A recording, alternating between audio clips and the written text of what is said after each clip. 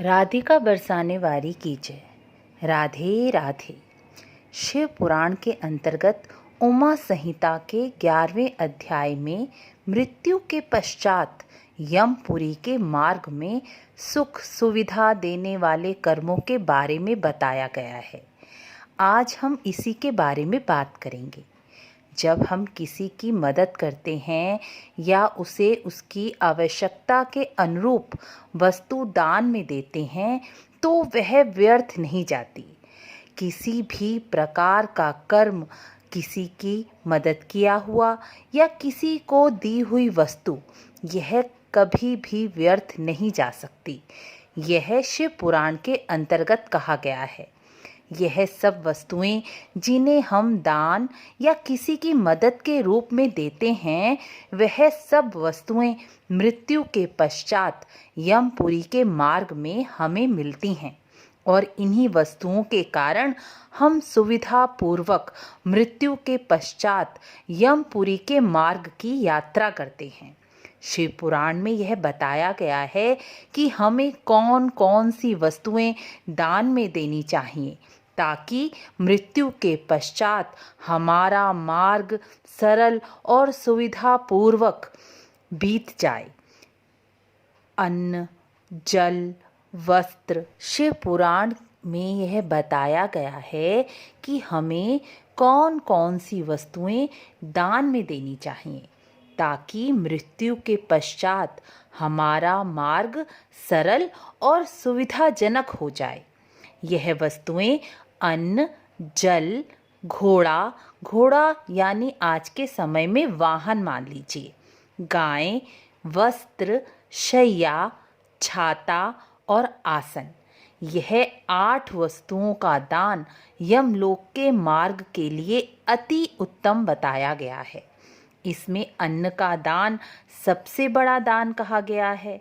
इससे बड़ा दान कोई नहीं है, क्योंकि यह दान मनुष्य को तत्काल ही तृप्ति देता है।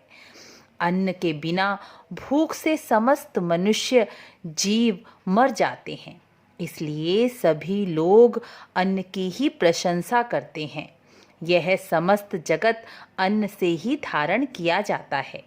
अन्न मनुष्यों को बलकारक बनाता है, क्योंकि अन्न में ही प्राण है।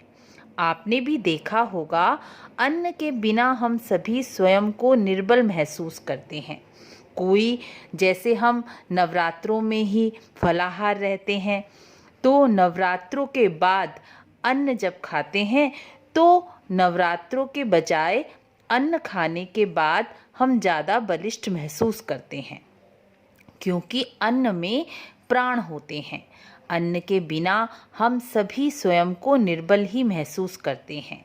जो शक्ति अन्न में है वो फलाहार में नहीं है। इस संबंध में मैं आपको एक कहानी सुनाती हूँ। यह पुराण में कथा दी गई है। दानवीर कर्ण की कथा आती है कि जब कर्ण मृत्यु के पश्चात स्वर्ग गए तो उन्हें वहाँ सोने की रोटी और भोजन परोसा गया। तब कर्ण ने कहा, मुझे अन्न का भोजन दीजिए। तब उनसे कहा गया कि आपने पृथ्वी पर स्वर्ण, चांदी, रत्न, मोती का ही दान किया, अन्न का दान किया ही नहीं। इसलिए आपको यहाँ अन्न कैसे मिलेगा, क्योंकि यहाँ वही वस्तु प्राप्त होती है जो मनुष्य पृथ्वी पर दान करता है।